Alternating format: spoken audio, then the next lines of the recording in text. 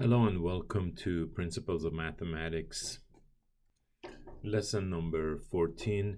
In this lesson, we're going to learn about firstly integers themselves, what they represent, and also the addition and subtraction of integers. First, we'll look at the meaning of integers and their representation on a number line. Then we'll look at models for addition and subtraction of integers, and finally, we'll discuss some of the properties of addition and subtraction of integers. Now, so far, we've limited most of our discussions to two sets, right? The one was the set of natural numbers, which are also known as the set of counting numbers because they're basically the set of numbers you can count on your fingers, 1, 2, 3, 4, 5, etc. So we know that we can represent that set in this way. And then we just use an ellipsis at the end, the 3 dots, meaning this pattern continues, right? Never ends. Then we looked at the set of whole numbers. And that one is basically almost exactly the same as the set of natural numbers, but we created out of respect for a simple number, which is 0. And the rest are there. All right, so it's just a set including 0, 1, 2, 3, 4, etc.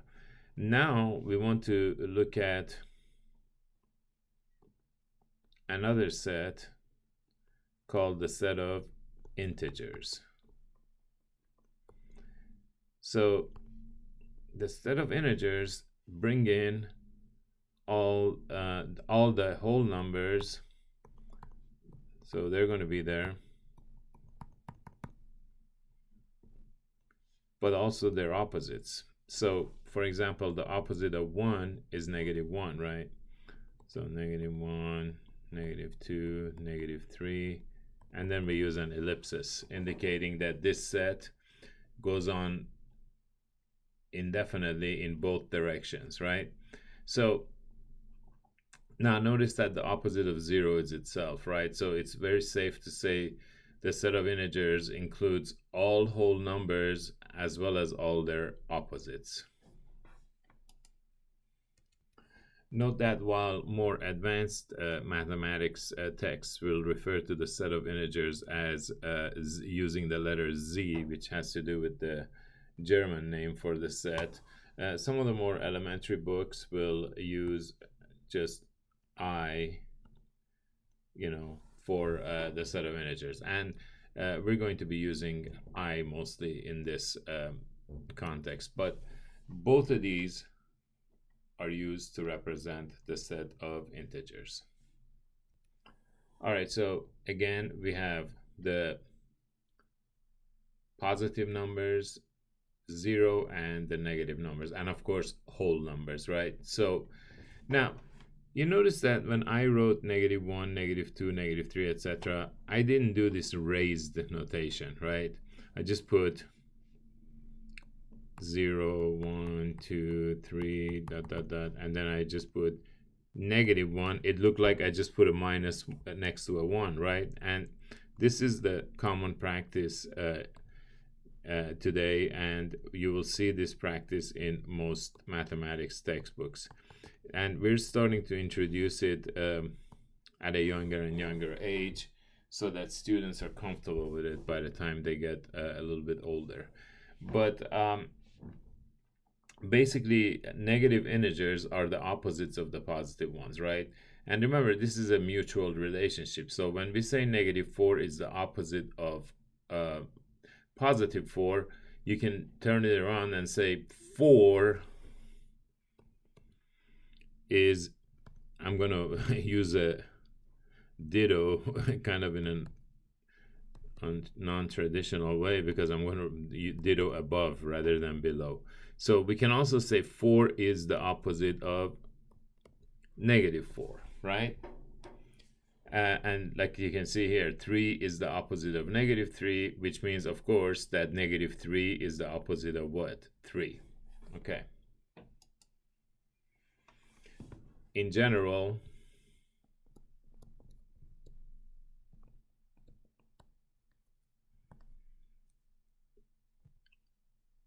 for all, this upside down A means for all.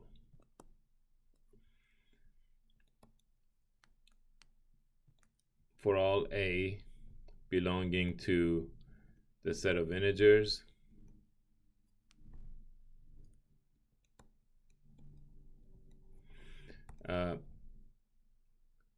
negative A is called the opposite of A. All right. Okay, for each of these, we're going to write the opposite. So for x equals 3, notice that the opposite of x will be negative 3. I'll use the raised notation and the regular, at the side notation interchangeably, so you'll become comfortable with both. Here we have x equals negative 5. So the opposite of x here is going to be the opposite of negative 5. And of course, the opposite of negative 5, as we know, is 5.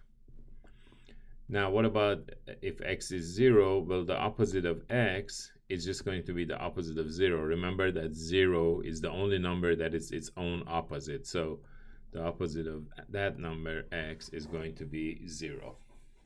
One of the concepts that we're going to be encountering once dealing with negative numbers and positive numbers together is sometimes we're interested in knowing, given any number, whether it's positive or negative, what is the distance between that number and 0?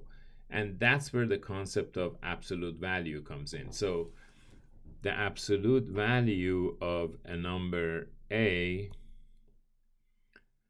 so let A belong to the set of integers, right? The absolute value of A is equal to the distance from 0 to A. And when I say distance, it's basically the number of units.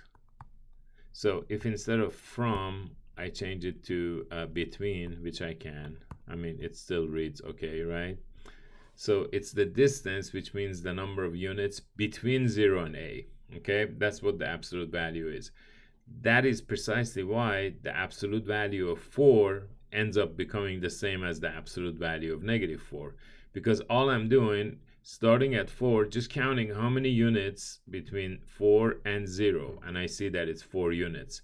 And if I'm looking at negative 4, I'm just counting 1, 2, 3, 4. So I see that there are also just 4 units between negative 4 and 0. So that's why the absolute value of 4 and the absolute value of negative 4 end up being the same.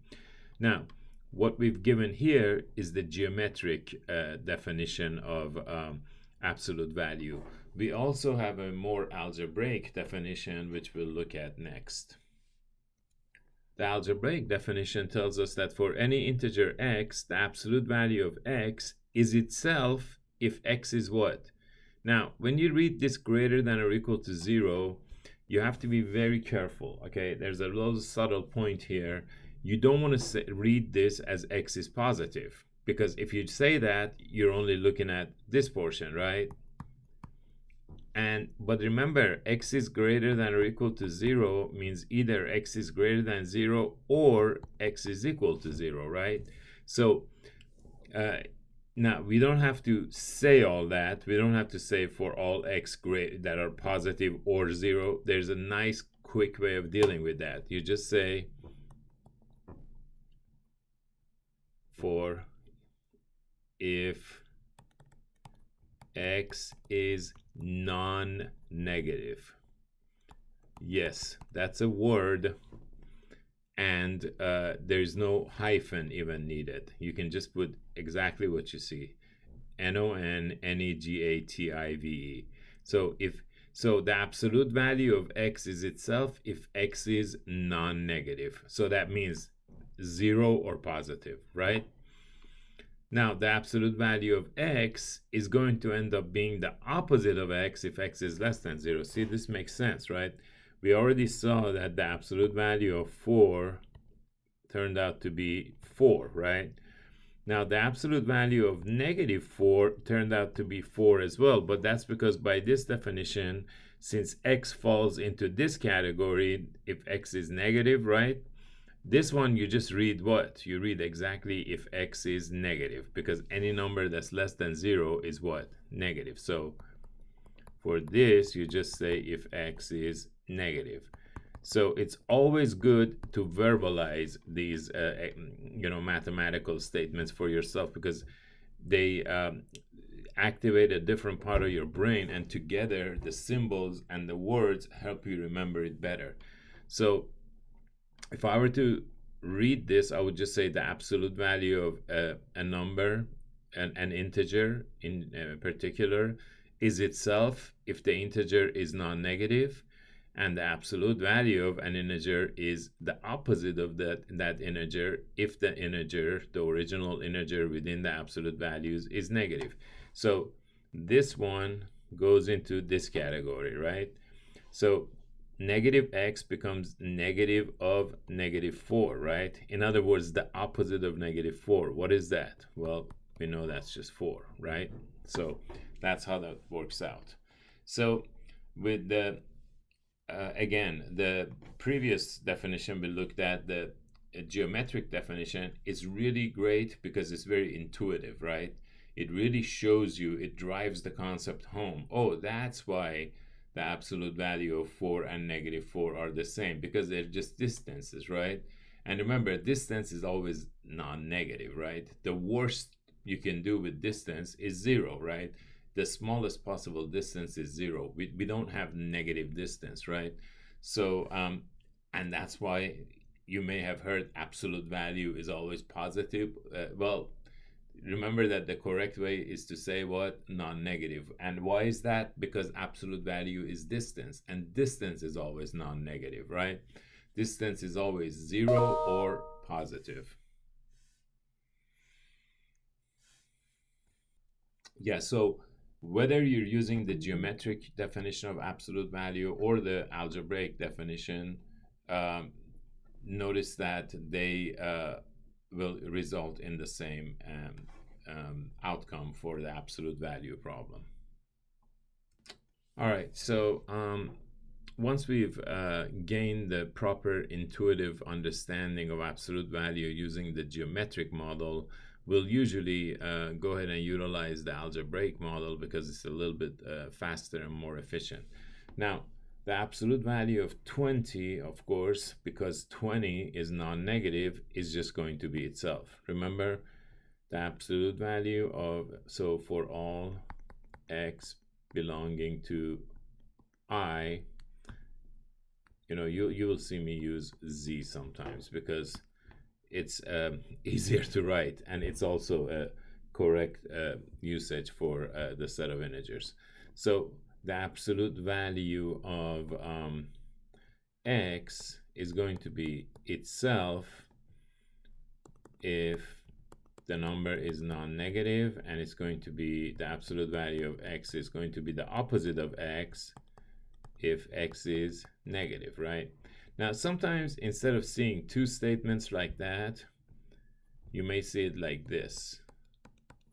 So they do this format. They say absolute value of x is x if x is greater than or equal to 0, or the opposite of x if x is less than 0. It's a somewhat more elegant demonstration, so you don't have to write the equation twice. All right, so absolute value of negative 5, well, because negative 5 is negative, we know the absolute value of a negative number is going to be the opposite of that number. So that's going to be the opposite of negative 5, which is, of course, just 5. Absolute value of 0, of course, we know is 0. And notice that this makes sense. First of all, from an algebraic point of view, notice that it falls into the top category, right? because 0 is obviously greater than or equal to 0, right? So the absolute value of 0 should be itself. But notice that it also makes sense from the geometric definition of the absolute value or interpretation of the absolute value, which is the absolute value of a number is the distance between that number and 0. Well, what's the difference, the distance between 0 and 0? Of course, 0, right? Okay. Now, be very careful, because a lot of students, they assume, oh, as soon as they see an absolute value in a given expression, well, that's going to be positive. No, not always. Notice that this negative is outside the absolute value. So this means you're going to calculate the absolute value of -3, which is of course the opposite of -3, which is 3, right? So that negative is going to carry and it's going to stay. So the final outcome is actually -3. Okay, make sure you understand that. Because remember, this negative was outside the absolute value, so we don't use the absolute values positivizing or non-negativizing effect on it, right? That one just carries. And this part is obviously just 3, so we get -3. All right. Okay. For this one, you have to do a little bit of thinking, because they're telling you the absolute value. I'm just going to lump these together and think of them as some number, right? What they're giving us is that the absolute value of some number is 1. Now think to yourself, what numbers are there whose absolute value is 1? If you think about it, there are only 2 numbers. One is 1, and the other one is what? -1. What's the absolute value of both of those? 1, right? So if the absolute value of this number within this expression is 1, this implies that that expression has to be one of these two guys. It has to be either 1 or -1, because those are the only 2 numbers whose absolute value is 1. So we say the absolute value of, so we say either x plus -5 is 1 or x plus -5 is -1. Notice that's an interpretation, right? It's not a classic thing we do to an equation, like add something to both sides or subtract something from it. That's not what's happening here. We are interpreting this result and coming up with these 2 statements. Notice, because I've interpreted it, I don't need the absolute value anymore, because I've interpreted what this statement means. So I have the absolute value of some number is 1, so I reason to myself and say, oh, that means the number has to either be 1 or -1. Why? Because those are the only 2 numbers whose absolute value is 1. So I get x plus -5 is 1, or x plus -5 is -1. Now I just need to go ahead and solve for x. So I know that if I add the opposite of -5 on both sides of this equation, I'm going to end up with x by itself, correct? So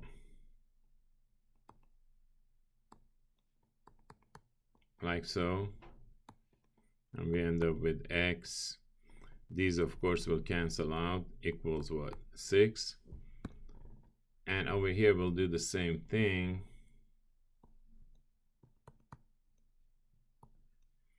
And we end up with x equals -1 plus 5 being 4. Okay, we're gonna understand those operations a little bit better in this video, so be patient with that. All right, let's go ahead and move forward.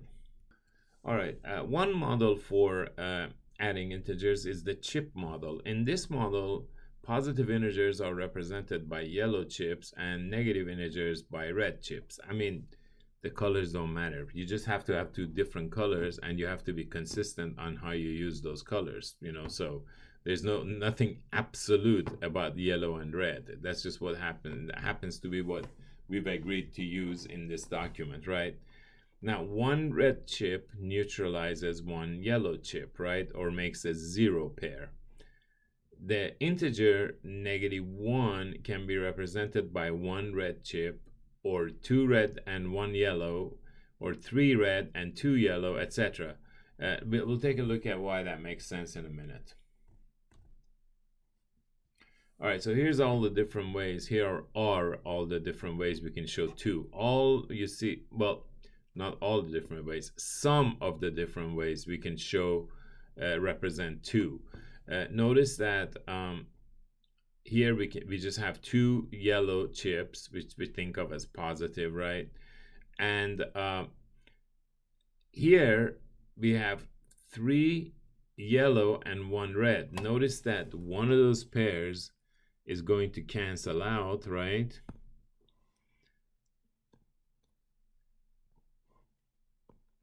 To 0, and that leaves us what? 2 yellow ones, so that represents 2 as well. Notice this also represents positive 2, because basically we just have to make sure that there are 2 more yellow ones than red ones, and that's exactly what we have here. We have 4 yellow ones and 2 red ones. So notice that that's a canceled pair which goes to 0, and there's a canceled pair that goes to 0. So we're left with what? 2 positive, so that's positive 2. Again, notice here we have 5 yellow and 3 red. As long as there's a differential of 2 positive ones, we're in good shape, right? So this is also a representation that can be interpreted as positive 2. Again, notice that, for example, that's 1 0 pair, right? Here's another one. And here's another one, right? So once those cancel each other out, you're left with what? With 2 positive ones, right? All right, so how about -2? Well, we can represent it just using 2 red negative chips, right? Or we can have 3 red ones and 1 yellow one. Remember, as long as now we have 2 more red ones than yellow ones, we're good to go, right? Notice that here, these 2 0 out, so we're just left with 2 red, which is also -2. Here, notice we have 2 more red than yellow, because we have 4 red chips and 2 yellow chips, right? Again, we can see those cancel out to 0, and these cancel out, for example, to 0. We're left with 2 red ones, okay? Here again, we have 5 red ones and 3 yellow ones, so we know that those are going to cancel out to 0. This pair will cancel out to 0, as will, for example, that pair, right? And again, we're left with what? 2 negative. So there are different ways of representing any number, depending on making sure you have the right differential between yellow and red chips. Integers can also be represented using integer addition can also be represented using the number line. Integers can be represented on a number line. We use a cat to walk the number line. Different textbooks use different objects to walk the number line. In classrooms, a lot of times teachers have a number line on the floor, and their students actually literally walk the number line to represent whole numbers and integers. The rules for walking the number line, basically we start at 0 and face the positive direction. That's our initial state. Now, if a number is positive, we move forward, right, in that positive direction. If the number is negative, we walk backwards, right? And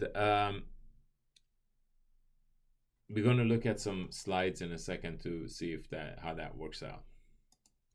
All right, so we can see +4 being represented here with the cat starting at 0, facing right, and then moving forward, right? Now, notice that here, the cat is still facing forward. That's still the initial location and position, right? But because the number is negative, the cat's going to walk backwards. So it's going to go 1, 2, 3, 4, 5, 6 units backwards and stop. And that's going to be right there is going to be where the number -6 will be represented. Then there's the model called charged filled, which is almost exactly the same as the chip model, right? Except, instead of having to worry about creating a chip, you just use the pluses and the minuses. It's a little bit faster and easier to deal with.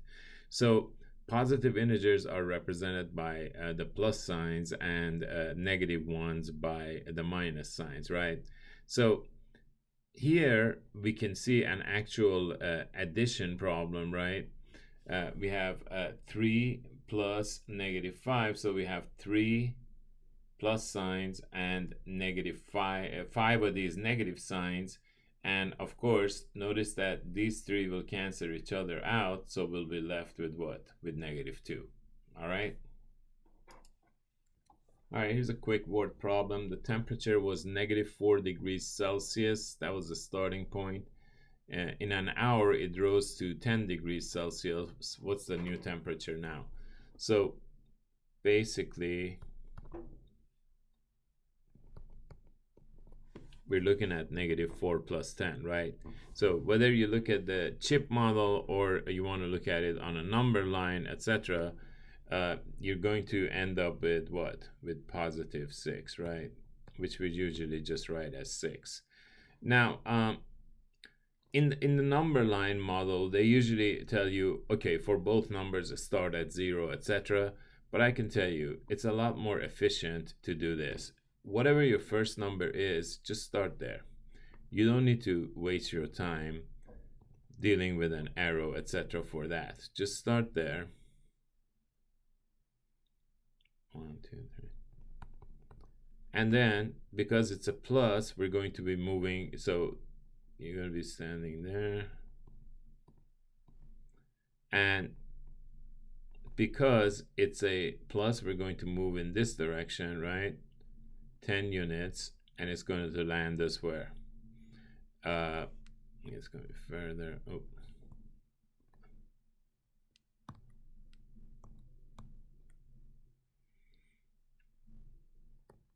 So 1, 2, 3, 4, 5, 6. So it'll land us at 6, right?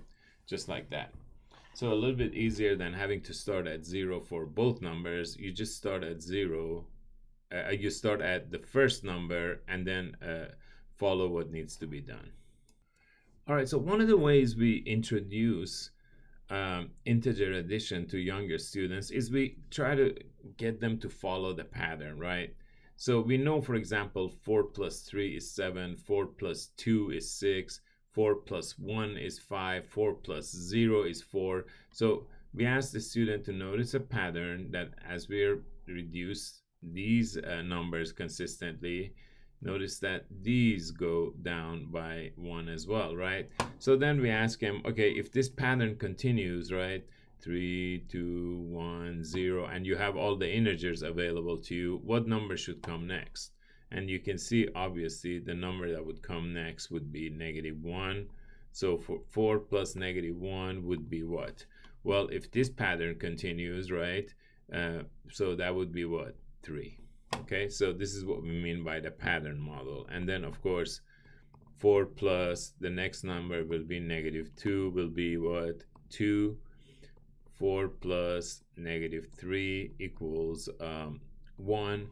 And of course, this is only good in the sense of teaching the student consistency exists in transitioning over to, bring in the negative numbers in. Otherwise, it's not a very good way of the student understanding why these sums end up the way they do. The chip model or the charge model or the number line model are much better models for doing that. All right, so now we want to look at the definition of addition of integers. Let m and n be any integers as described. If m is any integer, then 0 plus m is just m, which is m plus 0. So the additive identity of integer addition is also just 0, right? Adding 0 to any number does not change the number. Now, if m and n are both non-negative, right, then the sum m plus n is just the addition of two whole numbers. We've already discussed that in our previous lessons. Now, if m and n are both non-negative, then what happens if we combine their opposites? Well, that's just going to end up being the opposite of the sum of m and n themselves. So let's look at a quick example of what we're talking about here. So here we're saying, for example, if we have negative 4 plus negative 2, right? That's just going to be whatever the opposite of 4 plus 2 is. And that'll be what? Negative 6, like so, okay? Which makes sense, of course, right? So you have some negatives and you're going to increase the number of negatives by what? By 2. So since you had negative 4, you increase it by 2 more and you end up with negative 6, right? Now, if n is positive and m is greater than or equal to n, right? Now, see, since n is positive and m is greater than that positive number, that's also going to be positive, right? So in this case, we're just saying m plus negative n, which is the same as negative n plus m, of course, and this is just a commutative property, is basically the subtraction of the two numbers. So make sure that you are you subtract the smaller one from the larger one. Remember here, m is the larger number, right? So let's look at an example, see if this makes sense, right? So let's say we have 4 plus negative 2, right? So what this here is stating is that think of this as just 4 minus 2, which is of course what? 2. Now in this case we have n is greater than m, right? So let's look at an example. So we have, say, 2 plus negative 4, right? So they're saying in order to get this result done correctly, go ahead and do the subtraction with the larger, the number with the larger absolute value, so the 4 minus 2, but then you're going to take the opposite of that value for your result. So we're going to get what? Negative 2. Makes sense like that. All right, but I'm going to basically make it easier for you. When you're combining two numbers like this, right? When you're adding two integers, now if both integers, right, are negative, you're just going to take the opposite of the sum of the two numbers, right? Ignore the negative signs for a minute. So take the 4 and the 2, combine them, and then keep the negative sign. So it's going to be a negative sign. If they have different signs, if one of them is positive and the other one is negative, you're always going to be subtracting the smaller one from the larger one. For your results, you're going to keep the sign of the larger number. So between 4 and negative 2, which one is larger? The 4, right? So the final answer is always going to have the sign of that number, which is larger. Notice here too, we subtract the smaller from the larger, and for the result, we're going to take the sign of the next to the larger number. So the overall sign here is going to be negative. So thinking of it that way is going to make it a little easier for you, right? So real quickly, if you're doing negative 3 plus negative 8, right? Think of it for a minute, see what you get, and then come back and compare your answer. All right. I think you know that since they're both negative, we're going to go ahead and add them and then keep the negative sign, right? So it's going to be negative 11, right? How about negative 5 plus 3? What do you think that will be? Now remember, they're different signs, so the operation is always going to be subtraction, just subtract the smaller from the larger. So 3 from 5, or 5 minus 3, and you're going to keep the sign of the what? The final answer is going to have the sign of the no, that's to the written to the left of the what? Either the larger number or on the top if you're using the raised notation. So the overall answer here is going to be what? -2, like so. Okay? What if you had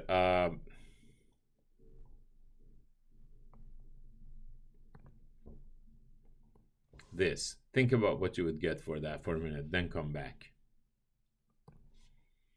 All right. Notice that the signs are different, right? So within parentheses, we're always going to what? Subtract the smaller from the larger. So we're going to have 6 minus 5, right? And then for the sign, we're going to keep the sign of the that's associated with the larger of the two numbers. Here the 6 is larger, so negative. So we know that this is going to end up being what? -1, like that. How about this one? I'm going to write it up here. How about 7 plus -7? Well, think about it. If you add any number to its opposite, you're going to end up neutralizing and getting what? 0, right? But if we stay consistent with this business, also you can think of it as just 7 minus 7, right? Which is 0. All right. Let's go ahead and proceed. All right. When it comes to properties of integer addition, all the properties we've already discussed for whole numbers, they exist for integers as well. So we have the closure property of addition of integers. So which means if a and b are integers, then a plus b is going to be a unique integer as well. The commutative property saying a plus b equals b plus a. In other words, the order of addition, it does not matter. And the associative property, which means if you're dealing with 3 numbers, then the grouping does not matter. You can add the first 2 and then add the third one, or take care of adding the second and the third and then adding the first. You get the same result. All right, we also have the identity property, as we've already seen. 0 is the identity, the additive identity. And all that means is that 0 plus a is equal to a, which is the same as a plus 0. I don't know what that a is doing there. Let me get rid of it. Oh, okay. It's this sentence continued, so it's kind of poorly done.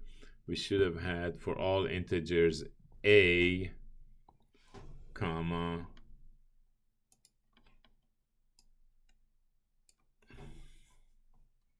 let me fix that.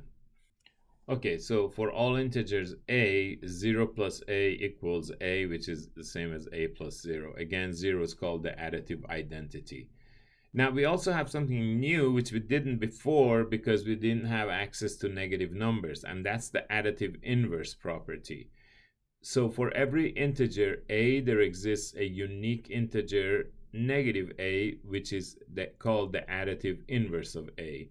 And that's a mouthful, so we usually just say negative a, or the opposite of a, such that if you take a and add it to negative a, you end up with what? 0. That comma shouldn't be there. All right, so if you take any integer and add it to its opposite, you always get 0. Okay? So it doesn't matter if it's a plus negative a, or by the commutative property negative a plus a. In both cases, you end up with 0. And of course, it makes total sense, right? So you start with, say, a. Let's say you're doing 5 plus -5.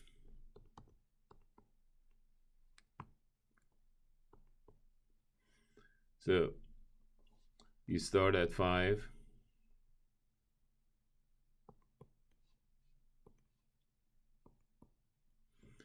And then you have -5, so you're going to move backward, right?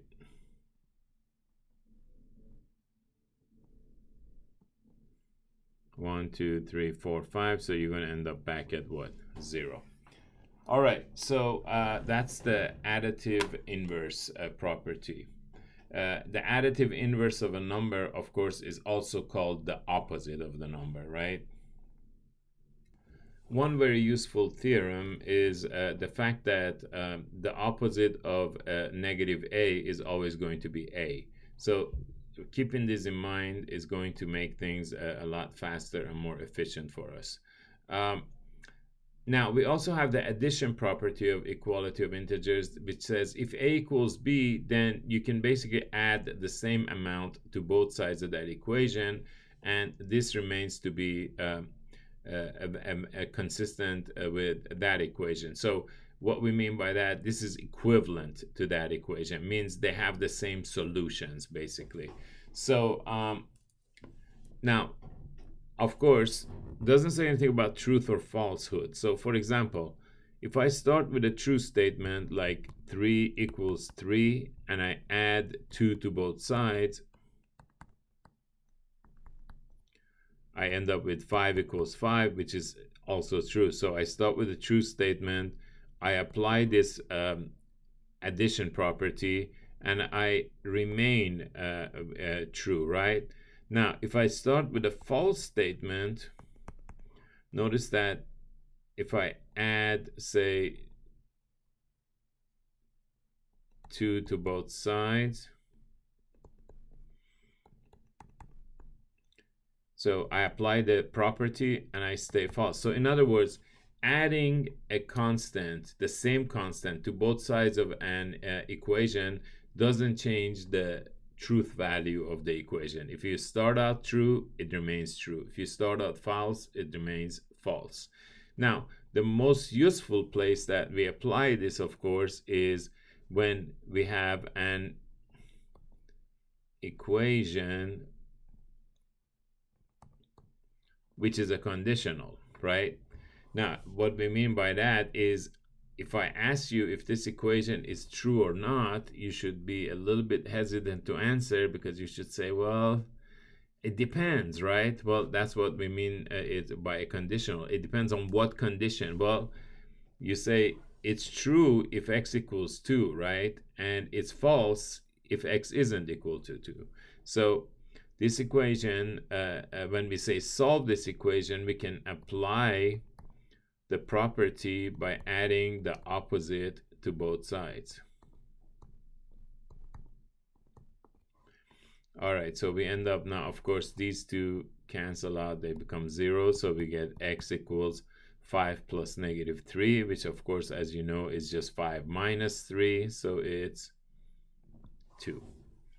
All right, so keep in mind that x plus 3 equals 5 is true if x equals 2, and it's false if x does not equal 2. For all other values of x, that statement is false. All right, another really helpful thing for us to understand is that if I have the negative of a number plus the negative of another number, I can just kind of factor out that negative and say that's going to be the opposite of a plus b. So the opposite of a plus the opposite of b is none other than the opposite of a plus b. We're going to use all these properties to help us quickly handle some operations. So we already saw that. So if you have negative 3 plus negative 4, the answer is going to be the opposite of 3 plus 4, right? So it's going to be negative 7, like so. Okay, so here we want to find the opposite of each of the following expressions, and keep in mind that here we're not saying distribute that negative and simplify or anything like that. We're saying find the opposite of this whole expression. So in other words, we're looking for the opposite of 3 plus x. Now, if you recall from the previous slide, we just learned that the opposite of a number is just the number itself. So think of this whole 3 plus x as just some number, right? And applying this rule, we know that the opposite of a number is the number itself. So we're just going to get what? Whatever that is. So 3 plus x.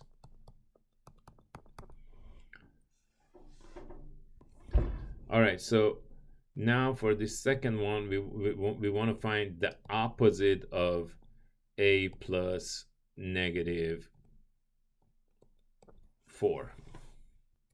If you recall again from the previous slide, we had opposite of a plus the opposite of b equals the opposite of a plus b, right? When you learn a rule in mathematics, make sure you always learn it from left to right as well as from right to left. So you should be as comfortable as realizing that the opposite of a plus b equals the opposite of a plus the opposite of b, right? So notice in this case, we're going to get, applying this particular rule, but in this manner, right? So starting with this, the opposite of a plus b, saying that's equal to negative a plus negative, opposite of a plus opposite of b, or negative a plus negative b. So here we're going to get the opposite of a plus the opposite of negative 4. But remember, the opposite of negative 4 is just 4, right? So we get the opposite of a plus 4. Notice that using the commutative property, we could also write this as 4 plus negative a, which is, of course, by definition, 4 minus a. And of course, I just pulled a fast one on you because we haven't really defined subtraction yet, but we will in a minute. So just keep that in mind as we proceed. All right, now here we want the opposite of negative 3 plus negative x, right? And we're going to again apply this rule. So the opposite of a plus b is the opposite of the first plus the opposite of the second. So we're going to get the opposite of the first, which is negative 3, plus the opposite of the second, which is negative x. Now, what is the opposite of negative 3? We know from this rule it's just 3, right? Plus, and we know that the opposite of negative x from the same rule is just x. So there's the opposite. So here's the first one. Well, there's the first one. Here's the result of the second one, which is of course the same as that, but we'll get to that in a minute. And then here's the result of the third opposite that we were finding. All right, so we're going to look at integer subtraction now, and the first model we'll look at is the chip model. So let's say we want to handle this operation, 3 minus negative 2. One thing we can do is we start with the 3 positive chips, and we bring in a 0 chip. What do we mean by that? We bring a pair. Make sure that you bring as many as that number, right? So we bring in 2 pluses and 2 minuses, right? And once and of course, what am I adding to this? Nothing, 0, right? So I'm not changing the problem. I'm just changing the way the problem looks, right? But now I have enough negatives to take out. So because I want to take away 2 negatives, that's exactly what I'll do. I'll take away those 2 negatives now. And what do we have left? See, 3 and 2, 5 positive ones. That's why you know 3 minus negative 2 is actually going to end up being what? 5. Okay, so that's a nice visual way of understanding subtraction of integers, especially when the second one is a negative number, and it makes it kind of understandable for younger students as well. Remember, there are many rules which you can totally easily handle these subtractions by, right? And we'll learn some of those rules, but it always has to start with an intuitive understanding of the concept before you proceed. All right, and then there's the number line model. Basically, to walk the number line, the general suggestion is to always start at 0 and face the positive direction. Now, I've already told you a modified version of this makes life a lot easier for you. So my own recommendation for you is start at the first number, okay? And you can still be facing in the positive direction. That's not a problem. But you start with the first number. Then, if you know, you're basically going to be done with the first part. So that's automatically going to be done if you start at the first number. Then if the number is negative, you want to walk backward. If it's positive, you walk forward. And subtraction indicates a turning around, okay? Now, I don't have the right software and manipulatives to show you this effectively. So what I'm going to do is I'm not going to reinvent the wheel, and I'm going to get help from a really nice YouTube video, which I think does a fantastic job of showing it. So let's go ahead and take a look at that together. All right, here we go. With all of the rules and scenarios, remembering how to add and subtract negative numbers can be difficult. Here's a little trick to help you remember. Let's say we want to solve 3 plus negative 7. First, imagine a number line with a bird sitting on our first number, 3. The operation, plus or minus, tells you which end of the number line to look at. Since we're adding, our little bird will look right, towards the positive end. Our second number tells us how far to move and which direction to move. We'll move forward if it's positive, and backwards if it's negative. Since our second number is a negative 7, our little bird is going to move backwards 7 spaces. Since he landed at negative 4, that's our answer. 3 plus negative 7 equals negative 4. Let's try another one. What about negative 2 minus negative 4? Our first number is negative 2, so that's where we'll start. Our operation is a minus, so our bird will look left, towards the negative end. Our second number is a negative 4. Therefore, our bird will move backwards 4 spaces. Our bird landed at positive 2, and that's our answer. Negative 2 minus negative 4 equals 2. Let's recap. The first number is where you start. The operation tells you where to look. Plus, right, or minus, left. The second number tells you how far to move and in which direction. Positive, forward, or negative, backwards. Where you land is your answer.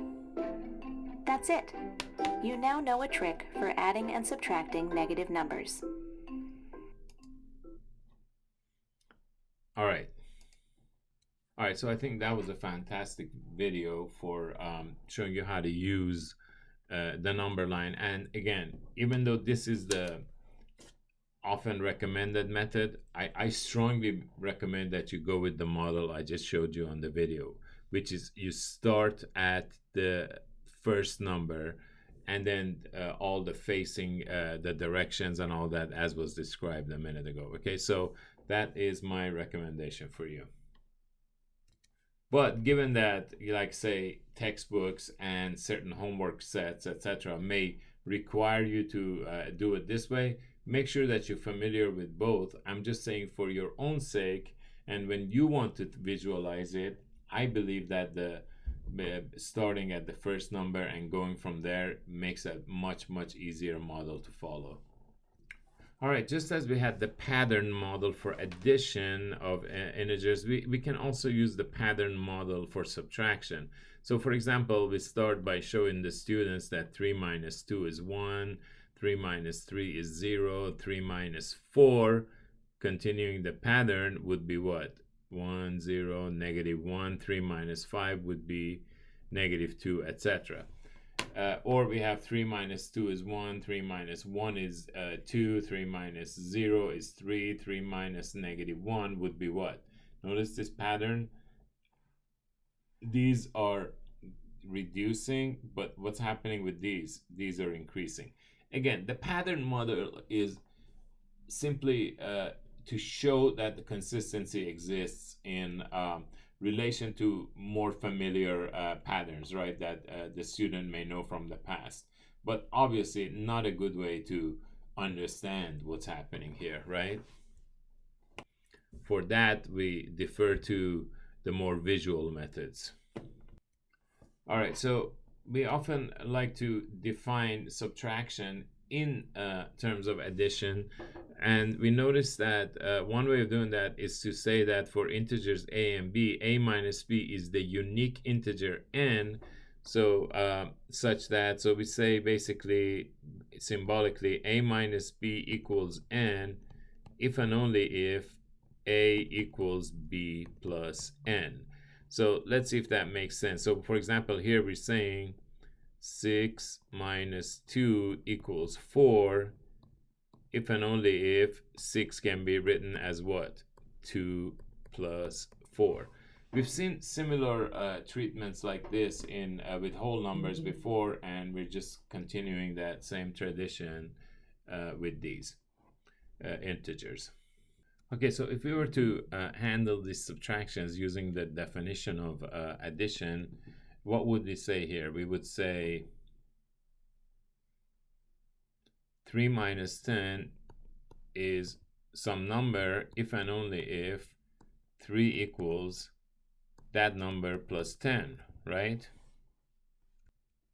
So what number would I have to add to 10 to get 3? In other words, how many negative chips would I need in order to cancel 7 of the 10 chips and then end up with just 3, right? Think of it that way. So you can see clearly n would have to be what? -7. All right. How about this one? Make sure you pause and try it on your own before you continue. So notice that we say this is equal to n if and only if what? Just like we did before. N plus that -2 equals n plus 10, right? So what number do we know that if we add to 10, we would get -2? Notice we're going to have 12 negative chips, right? And 10 positive chips, so that 10 of them, the pairs cancel out, and we end up with 2 negative chips, right? So n would have to be what? -12. Okay, one method for subtracting is adding the opposite approach, and this actually is sometimes considered to be another definition for subtractions as well. For all integers a and b, a minus b is just a added to the opposite of b. Again, we define subtraction using addition, okay? By addition to what? The opposite.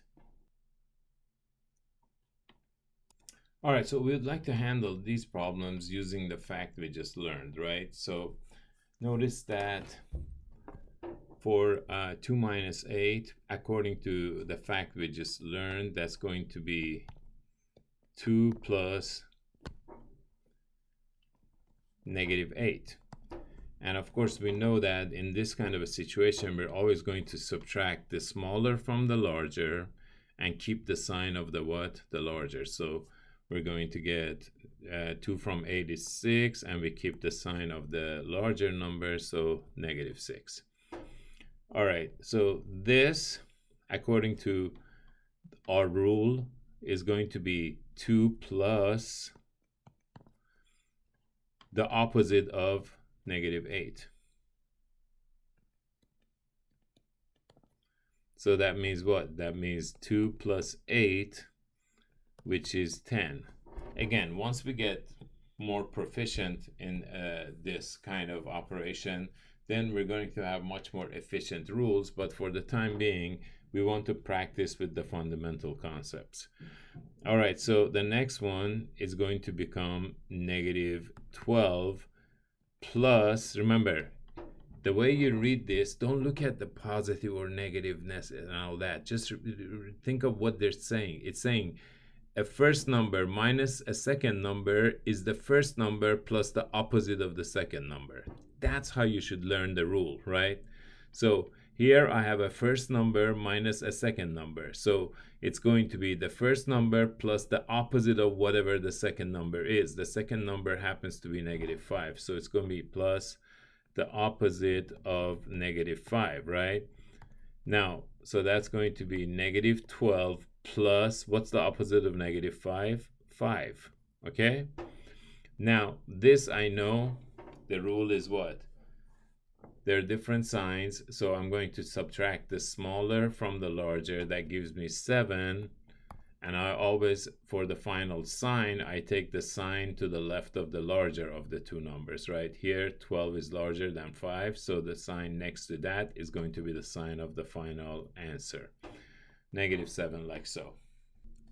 All right, so as always, you should be trying these yourself before you watch what I do.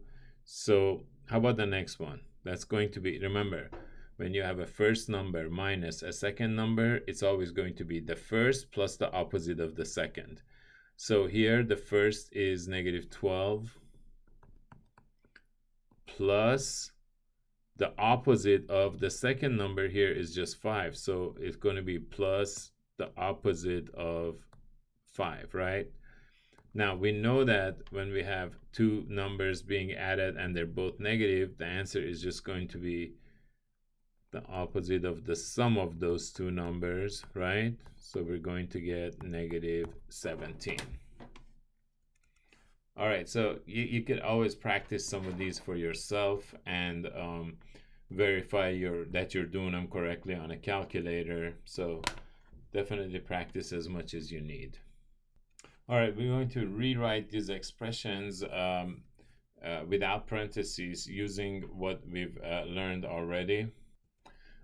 All right, so we notice that within the parentheses, I have b minus c. Remember, we have a first number minus a second number is the first plus the opposite of the second, right? So I'm going to get b plus the opposite of c, right? Now we can go ahead and use the property we learned before, which said the opposite of a plus b equals the opposite of a plus the opposite of b. Remember that from a few slides back? So here I'm going to get, in other words, the opposite of a first number plus a second number is going to be the opposite of the first number plus the opposite of the second number. So I'm going to get the opposite of this plus the opposite of that. So I'm going to get the opposite of b plus the opposite of -c. So that's going to be the opposite of b. Now I know the opposite of -c is just c, right? So plus c, like that. Now, we're going to learn soon enough that we can also write that as c minus b. But you can write your answer like that, say, for example, if you're doing a problem on my math lab, and that should be fine. All right, try this next one before you watch me do it. All right, so here we have a first number minus a second number, so it's going to be the first plus the opposite of the second, right? Now, the second happens to be a sum, but that doesn't matter. The rule still applies. So think of this whole thing as just one number. So we're going to get a plus the opposite of that number, right? So now using this rule that we've learned, we know that we can say that's a plus the opposite of b, right? And then plus the opposite of c. Now, just using what we've learned before right here, now if I work this backwards, I can just write this as what? A minus b minus c, like so. Okay? So again, when you learn a rule in math, learn it forward and backward, left to right and right to left. Always have your mind have that flexibility. Don't just learn formulas in one direction. You always want to learn them in both directions. All right, go ahead and try these, and once you're done, come back and join the video. All right, so remember, Let's remind us of those few rules that we've been using over and over again. We know that a minus b is the same as a plus the opposite of b. And we know that the opposite of quantity a plus b is the opposite of a plus the opposite of b. All right, so with that in mind, notice that that first one, I have a first minus a second. So it's going to be first plus the opposite of the second, right? So the first being 2 plus, and the second being 5 minus x, quantity 5 minus x. So I need the opposite of 5 minus x, right? Now I'm going to apply this rule, right? So the opposite of quantity a plus b is the opposite of a plus the opposite of b. So we get 2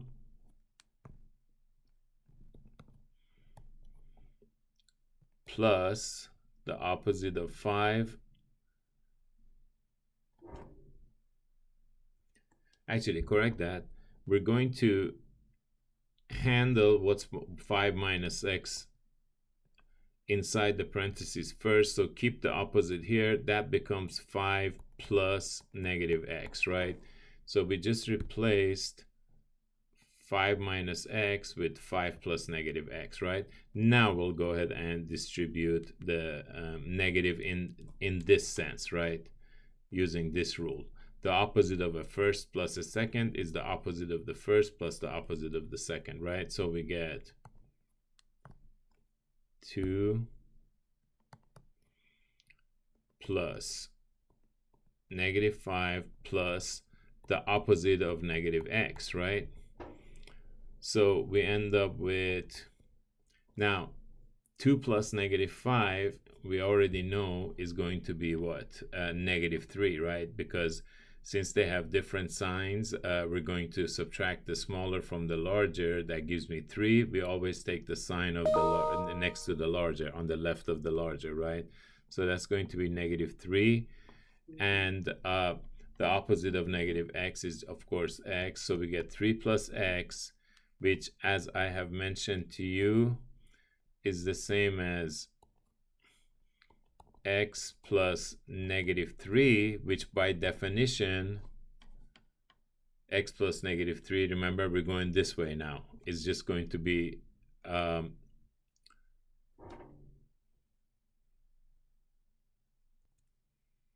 x minus 3. So that's the most simplified version of that particular problem. All right, for this next one, let's go ahead and first take care of writing what's inside the parentheses as a sum according to the definition of subtraction we have here. First minus a second is the first plus the opposite of the second. So we get this equals 5 minus the first plus the opposite of the second, right? Like so. Now, we're going to apply the definition again, but now my first is 5 and my second is this whole expression, right? So we're going to get what? We're going to get 5 plus the opposite of x plus negative 3, right?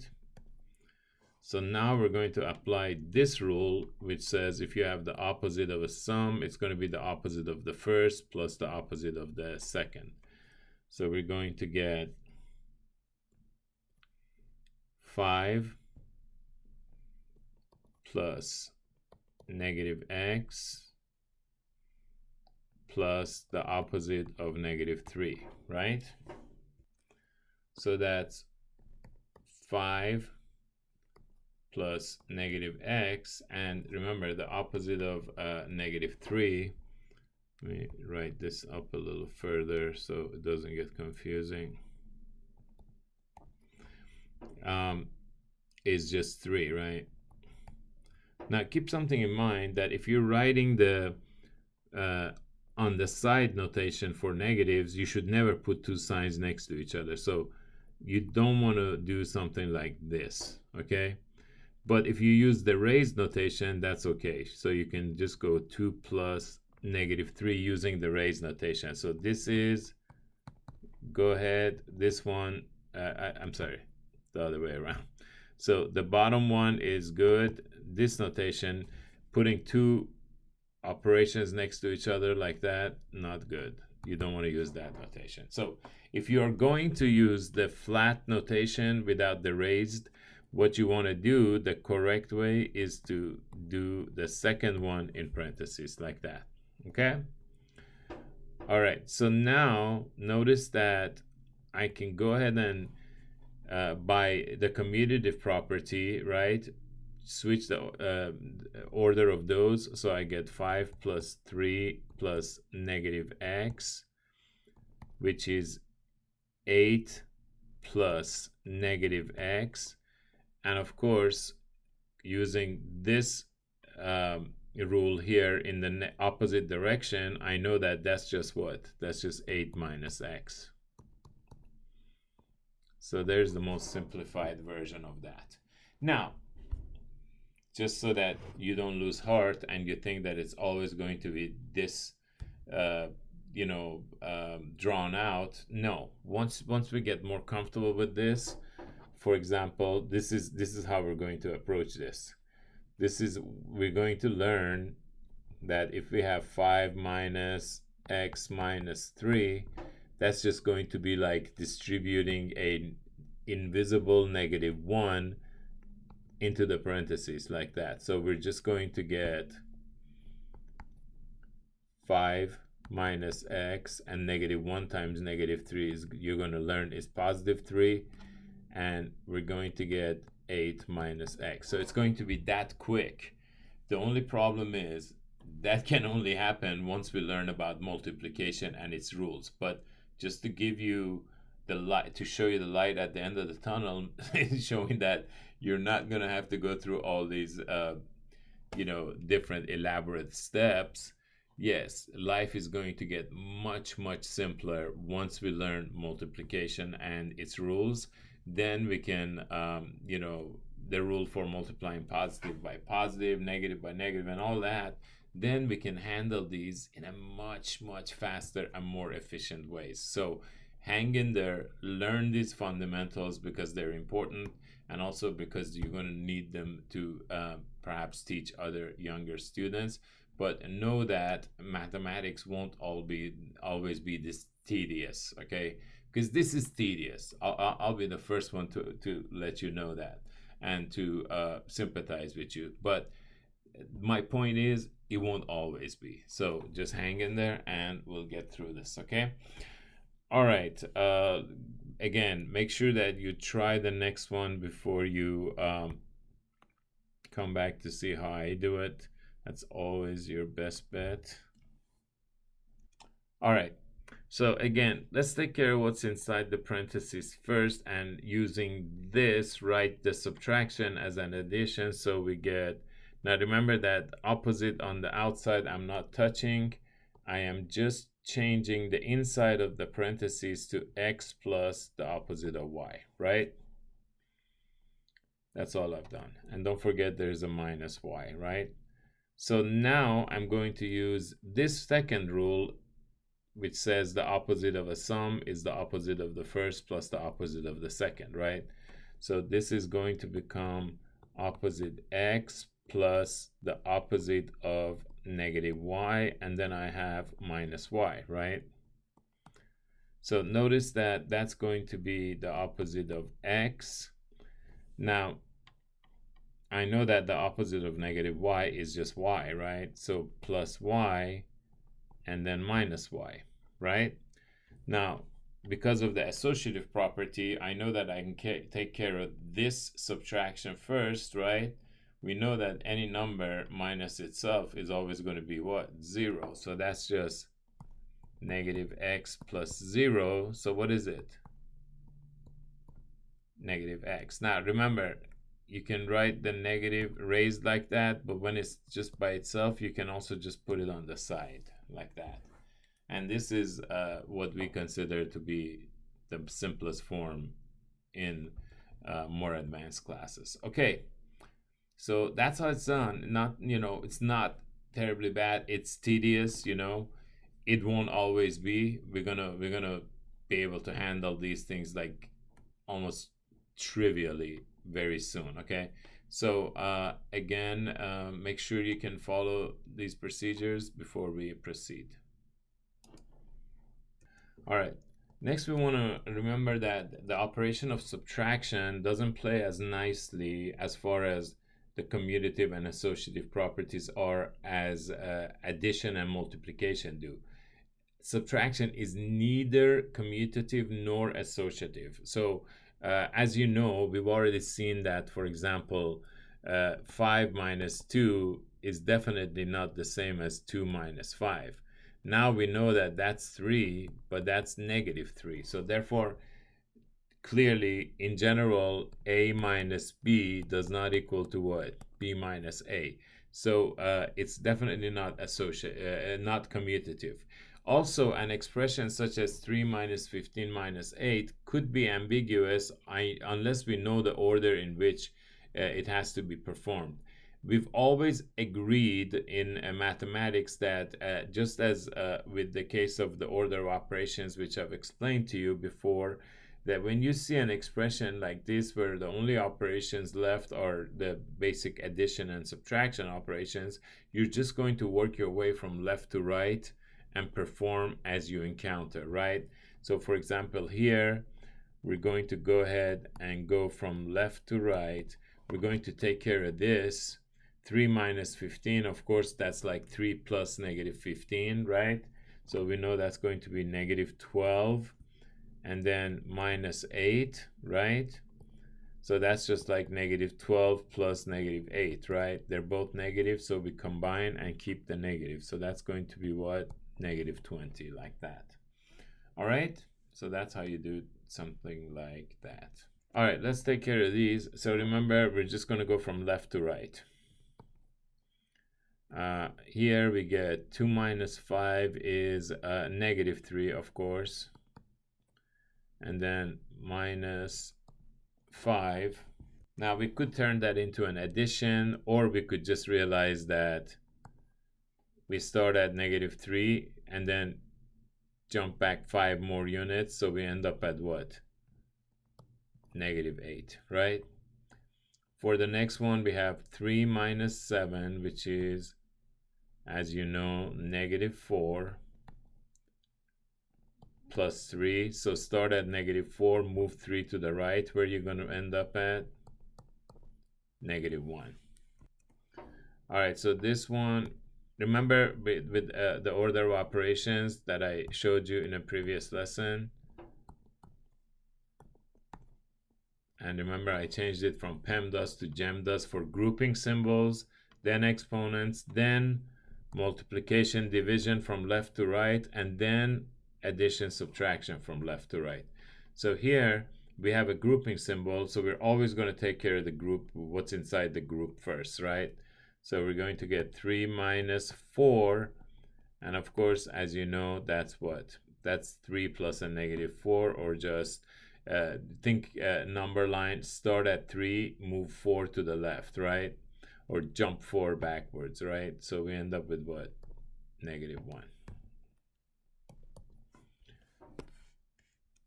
All right, and that's how you do those. So make sure you're comfortable with those before we move on. Okay, so as far as the regular lesson is concerned, this is pretty much the end for this lesson. The only other thing is, per our tradition, we're going to look at a few homework problems together. All right, here's one where we're going to use the chip model. Notice, for example, part A can be shown very efficiently by you start with negative 3. So that's 3 negative chips, and we're going to take away 2 negative chips, see? So that's going to leave us what? 1 negative chip. So the answer to that problem would be what? Negative 1, see? The chip model can be very effective. Okay, same thing here. Start with 4 negative chips, right? Take away 1 of them, and that leaves you what? So start with 4.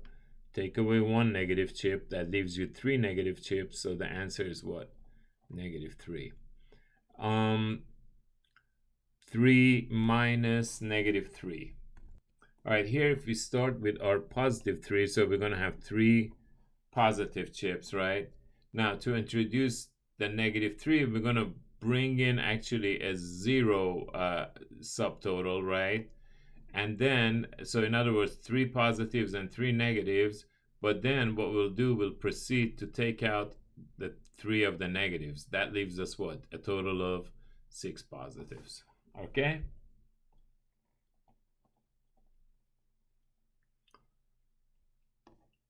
So here we're looking at negative 5 minus 1. So we start with our negative 5 chips, right?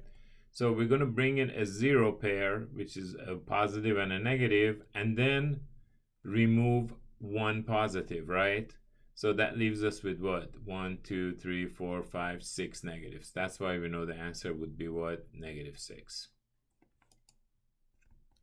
All right, with a problem like this, remember that you're just doing a substitution. We're given that y is equal to negative x minus 4. So let's start with that. Y equals negative x minus 4. And we want to substitute negative 4 for x. So we get y equals the opposite of, we're going to replace x with negative 4, right? And then minus 4. Now, what is the opposite of negative 4? We know that that's just 4, right? And then 4 minus 4, we don't need to turn that into a sum, right? We know that start with any number, take itself away, you're going to be left with what? With 0. No matter how model you look, what model you look at, right? All right. All right, so in this next problem, we're going to consider the fact that an arithmetic sequence may have a positive or a negative common difference. Now, in these two arithmetic sequences, they're letting you know that they are arithmetic, so we want to find the common difference and then write the next two terms, right? So notice, to get the common difference, all you have to do is subtract any two consecutive terms. Remember that even we had a regular arithmetic sequence composed of whole numbers, like let's say you have the simple arithmetic sequence 1, 4, 7, 10, etc. Remember, if you take any two consecutive terms and subtract from right to left, of course, the larger minus the smaller, you get the sum. So here, notice I'll take these two. So 10 minus 7 is 4. I know that's the common difference. So I'll do the same thing here. Take any two. So for example, you can take the first two. Why go farther than that? Negative 2 minus 0, right? So for the first part, for part A, the common difference D is negative 2. And if we want the next term, remember, we add the common difference to the last term, negative 6, plus the common difference, which is negative 2. And of course, we know that's just what? Negative 8. And then I do the same thing again. So I take negative 8 and I add negative 2 to it, and we get what? Negative 10. All right, so those are the next two terms. All right, what about this one? Pause the video, see if you can come up with the common difference for this particular arithmetic sequence, okay? Remember, subtract any two consecutive terms, right? For example, I'll do these two. So if I take so I can find the common difference by taking p minus q and then subtracting p. Now, notice that I can think of this as p plus negative q plus negative p, right? Now I'll use the commutative property to move this one to this side. So I get p plus negative p plus negative q, right? So now notice that those two can be combined using associative property. and just going from left to right. Yeah, so p plus negative p equals 0. Any number added to its opposite is 0, so we just end up with what? With, here we go, with, so these cancel out and we get negative q. All right, so if I want the next term, right, so this is my common difference. And remember, to get the next term after p minus q, I need to add the common difference to it, right? So let me go ahead and get rid of some of this stuff here. So I'm going to start with p minus q, and I'm going to add the common difference of negative q, right? So I'm going to combine these three, but let me first write this as p plus negative q plus negative q. And now I will go ahead and apply the associative property for addition and realize that I can go ahead and take care of these, the sum of these two first, right? So that gives us p plus what?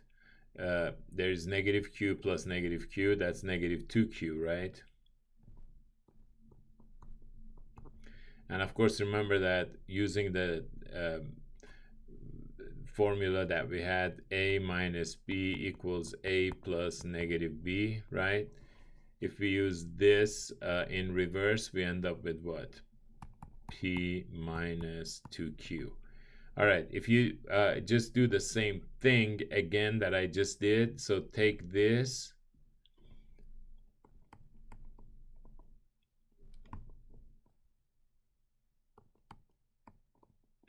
and go ahead and add the common difference, which is negative q, and see what you end up with. That will be your next term. Okay, so that's your clue.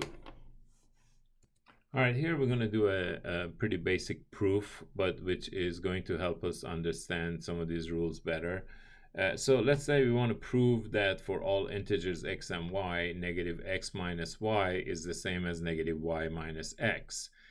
Now, basically, be very careful not to misinterpret this as meaning that there's a commutative property for subtraction. That's not what this means. So the first thing we will do is we actually will turn both of those subtractions on either side into additions. So we start with negative with the original problem. This is how you approach proofs like this. You start with the original problem and see if we can get from one side to the other, right? But we will see that by doing so, we will get in the same expression on both sides. So here, we're going to go ahead and write this as negative x plus negative y, right? That's just using the one of the properties that we learned. And if we recall, it was this property. It was, as I said, one of the ways that some books define a subtraction. But here in this book, we treated it as a property. So a minus b equals a plus opposite b. That's all we did so far, right? Now we're going to do the same thing on the other side. So we get negative y.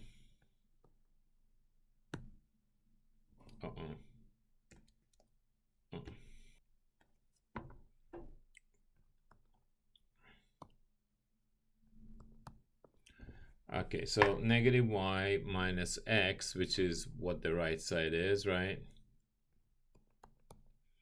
We should be able to write as negative y plus negative x. Would you agree? Okay, so now look what we have. The left side is this expression, the right side is this expression. They're both in the form of a sum. So remember, addition is commutative. So we can say at this point, but negative x plus negative y is the same as negative y plus negative x by additive commutativity, right? Therefore, negative x minus y equals negative y minus x. So this again does not imply that subtraction is commutative, but rather that what? That it confirmed it applies you the commutative property of addition. Okay, so there's a quick, nice proof of this fact, and this can be applied, in similar situations. Just the main thing is to understand how mathematical reasoning works, and as you can see, it's not difficult. You just have to have your facts straight. You need to know the basic properties, you need to know your definitions, you need to know any theorems or properties you've already learned. And then remember, once you prove something in mathematics, you can use it from that point forward as a fact in another proof. So this is how mathematics builds upon what it has already accomplished. All right, so a turnpike driver had car trouble. He knew that he had driven 22 miles from milepost 67 before the trouble started. Assuming he's confused and disoriented when he calls on his cellular phone for help, how can we help him determine his possible location? All right, so on some certain roads, they have mileposts, right? So we have a situation like this. So the driver remembers having passed milepost 67, just doesn't remember in which direction he has gone, right? So either he could have gone in this direction or in that direction, right? Now, if he goes 22 miles in this direction, he's going to end up at what milepost, right? 67 plus 22, right? And if he had gone in that direction, for instance, he would have been at 67 minus 22. So he should be either here or here, where each of these pieces, so he should be either here or here, where each of these pieces is how much? 22 miles.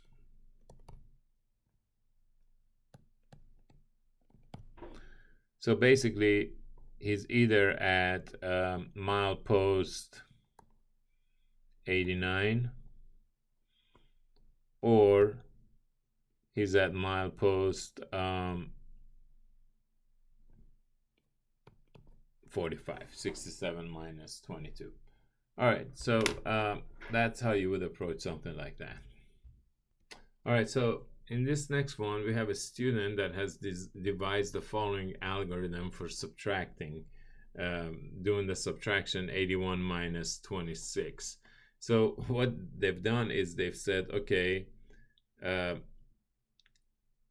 1 minus 6 is negative 5, which is true, right? And then they've handled the tens. They've said 80 minus 20 is 60. And then they've combined the negative 5 from 1 minus 6 and the 80 from the 60, I'm sorry, from the 80 minus 20 to come up with 55. Is this correct? Will it always work? Think about it and see what you think.